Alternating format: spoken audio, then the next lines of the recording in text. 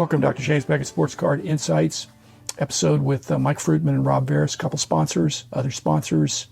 Thanks to them as well. The card companies, Topps, Panini, and Upper Deck, the auction companies, Heritage Auctions and Hugs the Scott Auctions, and ComC.com and Beckett Media, Beckett Grading, Beckett Authentication. This was an episode where I just kept going with my prior conversation with them. I said, hey, how about you guys ask me some questions? I told them that before, so it wasn't dueling questions. It was them dueling with each other and ganging up on me. But that's okay. They're good guys. They had some interesting questions, and I enjoyed it. I'm here with Mike and Rob, two of my sponsors who have been faithful to the hobby and faithful friends for a long time. So Rob and Mike, welcome to the show, and hit me.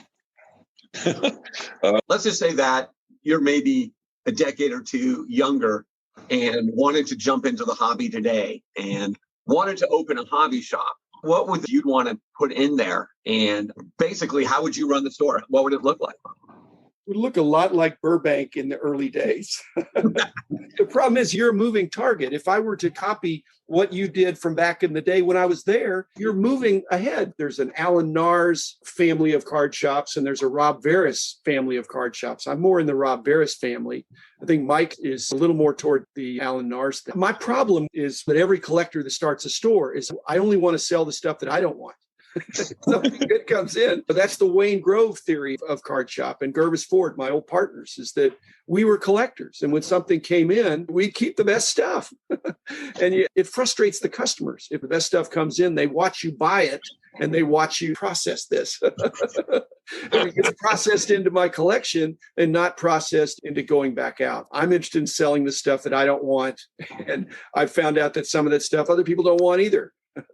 But so my card shop would have to be positioned that way. I don't like starting things that are copycats. So I'd have to take what you guys do and figure out what's the niche that's not being well served. Following up Rob's question, August 9th this year, when the Fanatics announcement came out, question being, would you open a card shop? I would. Yeah, I wouldn't be the manager, but I would open a store, sure. And I think Fanatics is going to pretty quickly figure out that the personal touch and the hangout aspect is extremely important in terms of the culture of the hobby. That's really not my personality type, but I'd hire I don't know that I get kudos for this because I think some great guys just showed up on my doorstep and said, hey, can I work for you?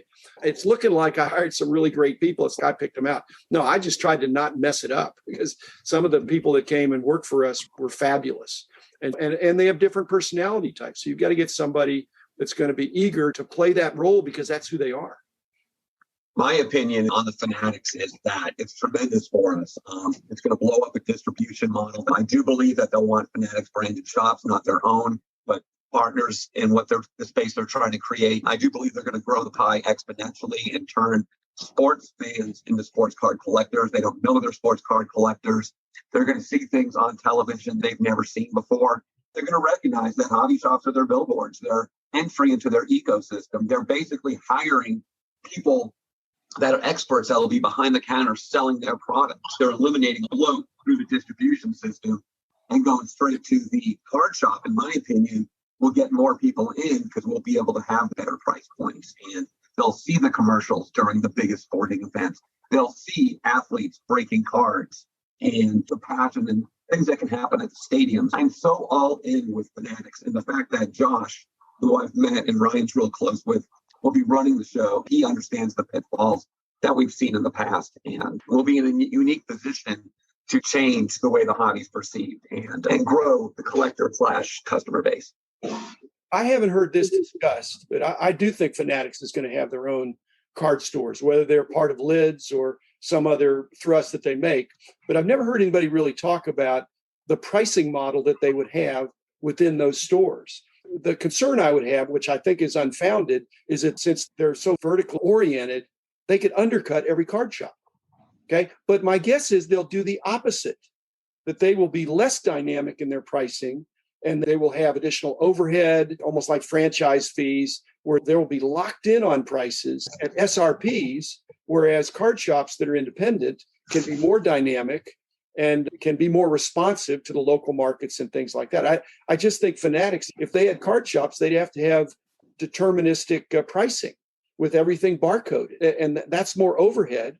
Whereas the nimble card shop owner can just buy things with less friction and integrated in. Can you imagine if you're a Fanatics card shop and somebody walks in with a card, do you have to document? If you're just the agent for Fanatics, or if you're a whole franchise store, you'd buy it.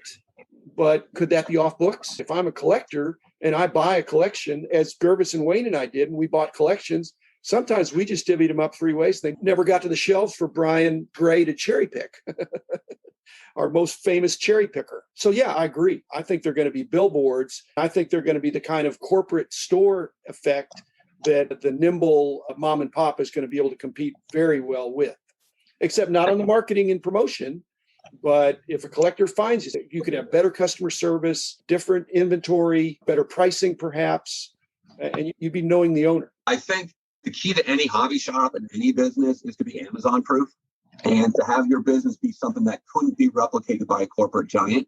I do believe them coming into the space is going to allow hobby shops to think differently, have more community type events, have better selections of cards. We have 140 years of prior product to play with, whereas they're going to have just primary product that's brand new. That's a huge competitive advantage for shops. And I think we're all going to have to look at those 10,000 plus releases. The hobby shop of the mom and pop really needs to gravitate toward 20% wax and 80% individual cards.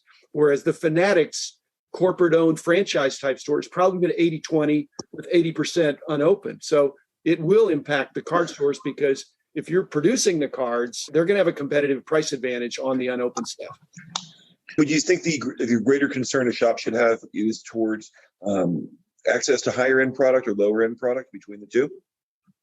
If you were Fanatics, which one would you focus more on controlling? It's always going to be the expensive stuff. It's basically, but they need to have a blend of that. If Fanatics comes in and does a reassessment of the landscape of card stores out there and really does some homework about those card shops, they're going to say, I don't need to be sending hockey to this part of the country, or I don't need to be sending high end to this person because they're just going to flip it. I need to know, what's your customer collector base look like that are coming to your store, because we want to help you get the product into the hands of the end user. The junk wax era was because there was no end user for the garages full of stuff. So Fanatics needs to be smart about that. Careful about the highest end stuff, because that's so far been the stuff that's really the most profitable.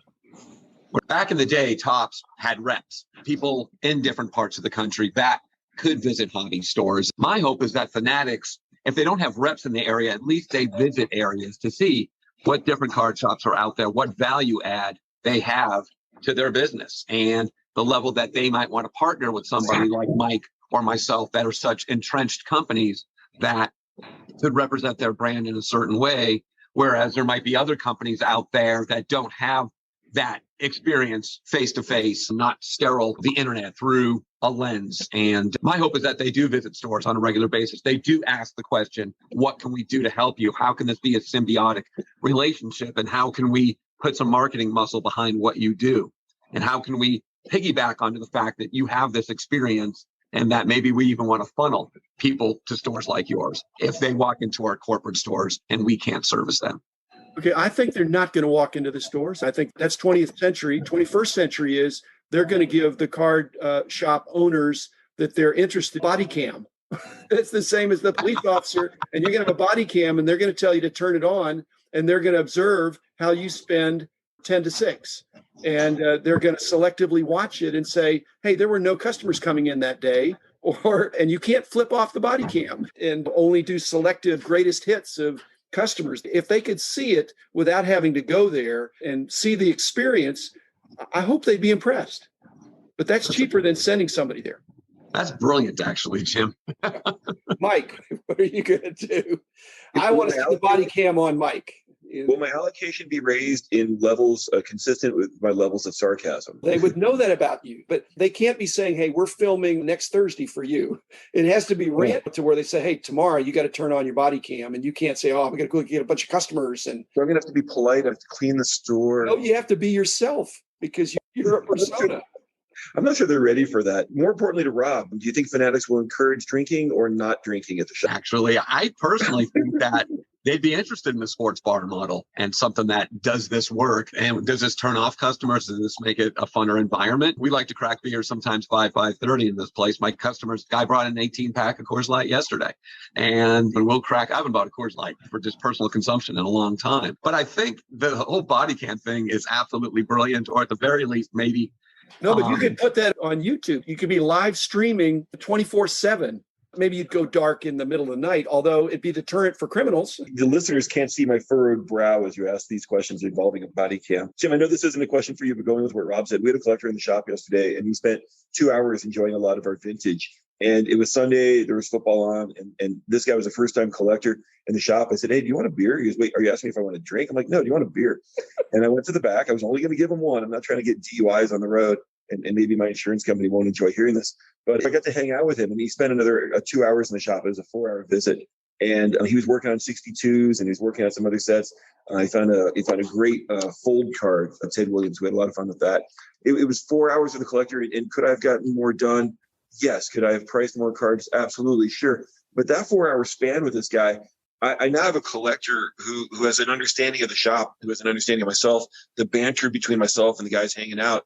I used to joke that my shop is Cheers without the liquor license. We've taken some steps about that, but he got to fully experience the shop. And does it lead to more visits down the road? That's all I can hope for, and to provide that type of experience. And just so I understand, just so I'm clear here, I do not have beer for all individuals who come in my store. We're not pushing it upon children, and you can have one. So there you have it.